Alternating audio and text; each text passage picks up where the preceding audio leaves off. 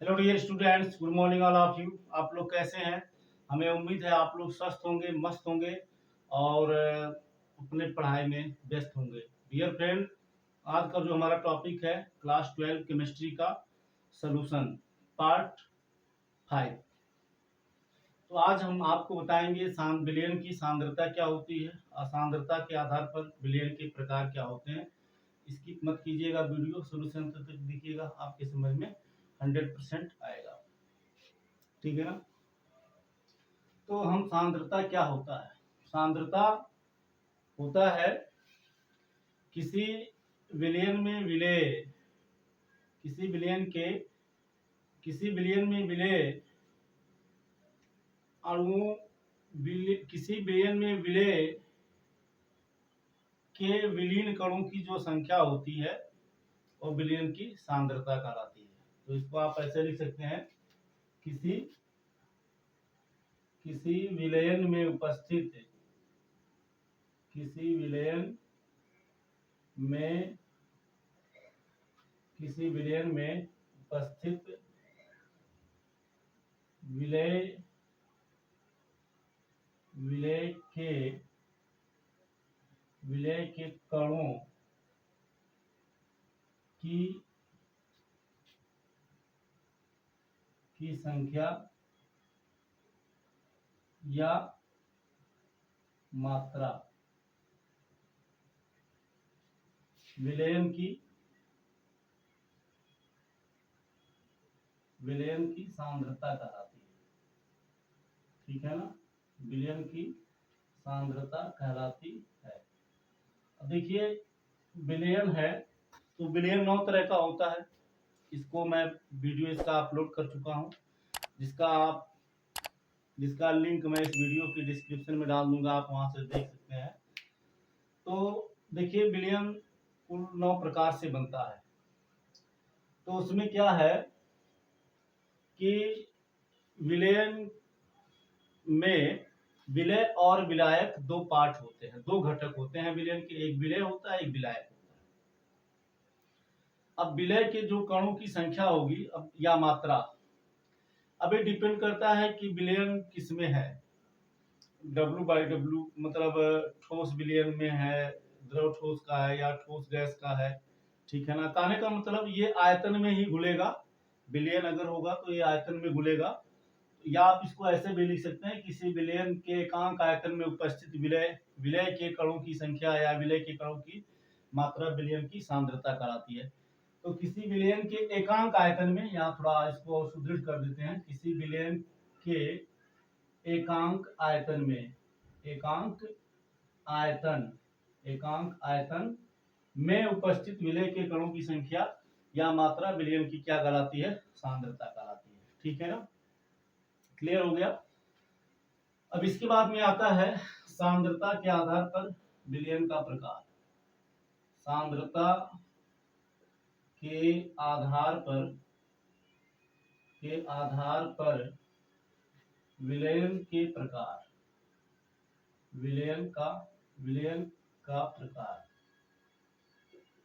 ठीक है ना? मतलब इसका इंग्लिश होगा types of solution based on concentration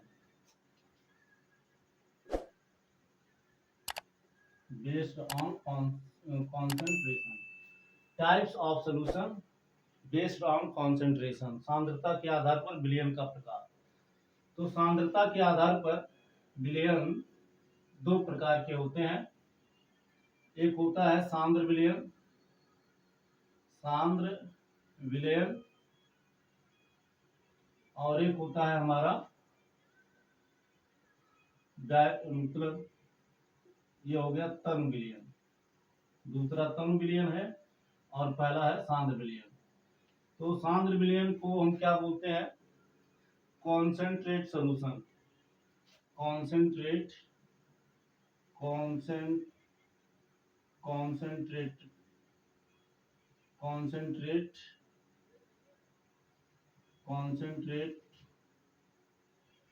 concentrated solution. ठीक है। और तनु विलयन को बोलते हैं डाइल्यूट सोल्यूशन। क्या बोलते हैं? Dilute solution. चलिए इसका डिफिनेशन यही हम लिख दे रहे हैं। सांद्र विलयन क्या कहलाता है? सांद्र विलयन जब किसी विलयन में विलय की मात्रा अधिक होती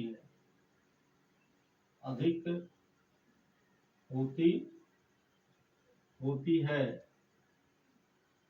तो उस विलयन को सांद्र विलयन कहते हैं। उस विलयन को सांद्र विलयन कहते हैं। ठीक है ना। अगर किसी विलयन में विलय के कणों की संख्या या मात्रा अधिक होगी तो उस विलयन को सांद्र विलयन कहेंगे। उदाहरण में जैसे मान लीजिए आप ले सकते हैं, उदाहरण में आप मान लो ले सकते हैं सीड़ा, है ना। ये विलयन किसका है? चीनी और पानी का, है ना। चीनी और जल दोनों के मिलने से बनता है। और आप जानते हैं सीड़ा में चीनी की मात्रा थोड़ा अधिक होती है, तो हम कह सकते हैं कि सीड़ा क्या है? सांद्र विलयन है ना। क्योंकि यहाँ विलय के कण अर्थात चीनी के कणों की संख्या या चीनी की मात्रा अधिक होती है। अब तनु विलयन क्या होता है? डाइल्यूट सॉल्यूशन क्या होता है? ऐसा विलयन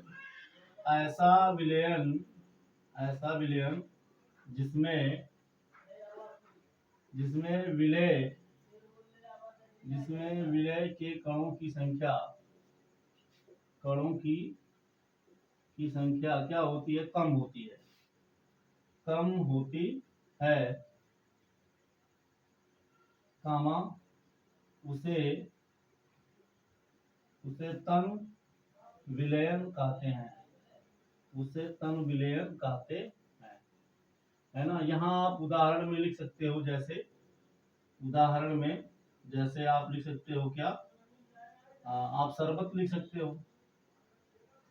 ये भी चीनी प्लस जल दोनों को मिक्स करने से ही बनता है।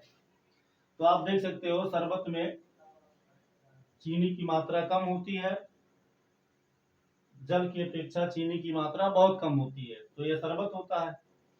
और ये आपका सीड़ा है, इसमें चीनी की मात्रा अधिक होती है, किसकी अपेक्षा? शरबत की अपेक्षा। तो हम कह सकते हैं शरबत हमारा क्या है? डाइल्यूट सॉल्यूशन है, मतलब तनु विलयन है।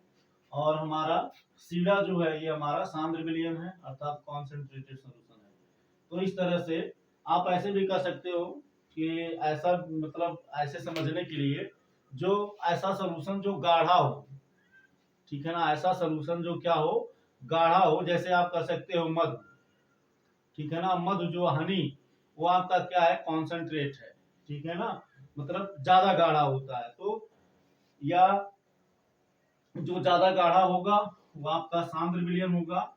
और जो हल्का होगा, अर्थात जिसमें हल्का कौन होगा? जिस विलयन में विलय के कणों की संख्या या विलय की मात्रा कम होगी, वो आपका हल्का विलयन होगा। उसी को हम तनु विलयन कहते हैं। और ये हमारा सांद्र विलयन है। अब नोट करने वाली बात यह है कि प्रयोगशाला में किस विलयन का ज्यादा यूज होता है।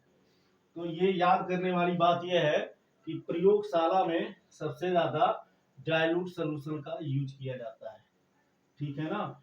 डाइल्यूट सॉल्यूशन का यूज सबसे ज्यादा होता है किसमें? प्रयोगशाला में, क्योंकि ये ज्यादा रिएक्टिव होते हैं और क्रियाएं आसानी से हो जाती हैं। तो आई होप आप इसे अच्छे से समझ गए होंगे।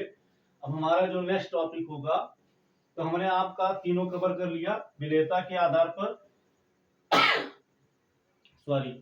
विलयन के प्रकार, फिर हमने कवर कर लिया सांद्रता के आधार पर विलयन के प्रकार, फिर हमने कवर किया विलय और विलायक के भौतिक अवस्था के आधार पर विलयन के प्रकार। तो ये तीन आधार हैं। एक है भौतिक अवस्था, विलय और विलायक की भौतिक अवस्था जो 9 प्रकार से होता है। दूसरा है विलेयता के आधार पर संतृप्त, असंतृप्त, अतिसंतृप्त विलयन। और ये तीसरा है सांद्रता के आधार पर विलयन के प्रकार। तो डियर फ्रेंड, वीडियो आपको कैसा लगा आप इसका स्क्रीनशॉट ले लीजिए, और वीडियो आपको कैसा लगा जरूर कमेंट करके बताइएगा। फिर मिलेंगे नेक्स्ट क्लास में नेक्स्ट टॉपिक के साथ। Thank you so much. जय हिंद।